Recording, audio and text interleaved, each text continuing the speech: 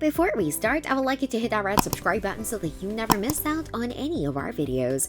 Hey guys, what's up? Welcome back to Busy Business Head.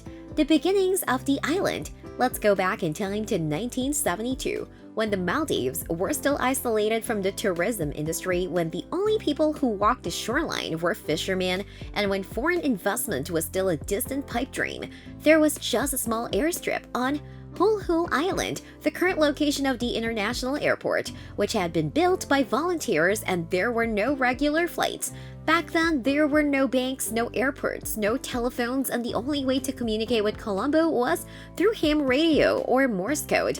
As a matter of fact, it was this relationship with Sri Lanka's capital that inverted the image of the Maldives, thanks to the efforts of young business people who were imbued with an incredible amount of passion and desire. It all started with a chance encounter in Colombo between an Italian travel agent named George Corbin and Ahmed Nassim, who was working as a junior at the Maldives embassy at the time and would go on to become the nation's foreign minister in the future. At that time, Corbin was looking for unspoiled islands where he could invite Italians to swim and catch fish.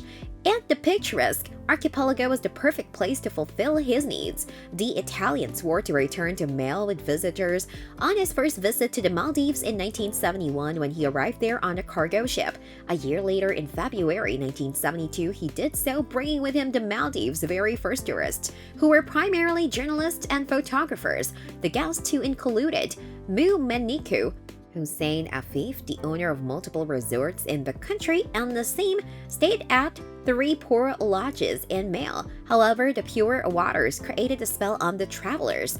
Corbin guaranteed that he would return with a larger group of tourists, provided that the 3 of them could locate suitable lodging. This led to the establishment of Maldives tourism, gaining international recognition. At the time, Viha Manafushi was an uninhabited coconut plantation. However, Maniku and Afif joined forces with the leaseholder of the property. The remote location was picked because of its close proximity to both the airport and the main city, but it could only be reached by using a donkey or an open board equipped with an outboard engine. When visitors arrived at the beachfront, they had to walk through the water to get to the resort's main entrance. Maniku and Corbin, along with a handful of their Maldivian friends, were successful in constructing 30 rooms in blocks of 3 using coral stone for the walls, coconut lumber, and palm thatch for the thatch roofs. Corbin provided financial support and Maniku used her own resources. The accommodations included showers with brackish water, standard furnishings, and access to the beach. At mealtimes, customers may either place their orders at the canteen or at the beach grills located there. They came to the conclusion that the resort should be called Kurumba Village. Kurumba is the word for coconut in Davihi, with Afif taking the lead as the manager of the establishment. The resort first opened its doors to the public on October 3, 1972, and during the remainder of that year, every available room was reserved, which served as a portent of the resort's continued success. They had no idea what they were doing in terms of tourism. The growth of the industry in this area is largely due to the contributions made by tourists. They considered what people wanted, and then they provided it for them. They were really fortunate that they desired simplicity in natural settings because it was all they could afford to provide and all that they had to provide, becoming the ultimate tropical luxurious spot. One of the key factors in the Maldives' rise as a luxury destination is its focus on providing a personalized and exclusive experience for guests.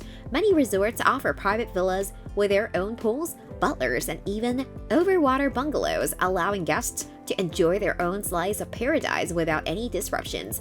Another aspect that sets the Maldives apart is its commitment to sustainability. The country recognizes the delicate balance between development and preservation and has taken steps to minimize its impact on the environment. For example, many resorts have switched to renewable energy sources such as solar power and have implemented waste management systems to reduce pollution.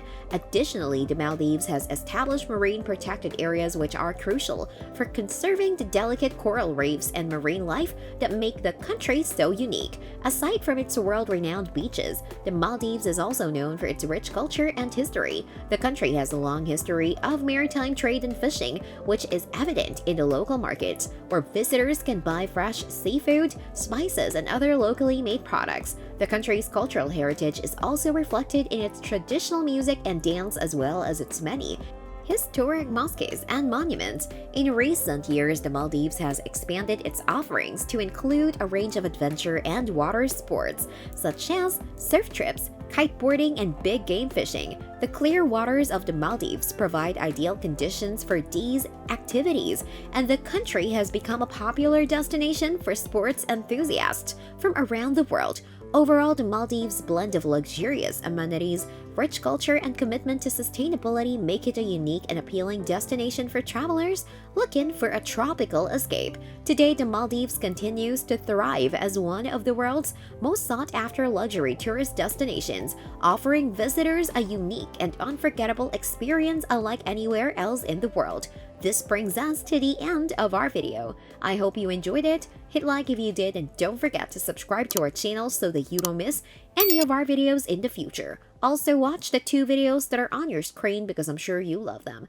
With that, I'll see you in the next video.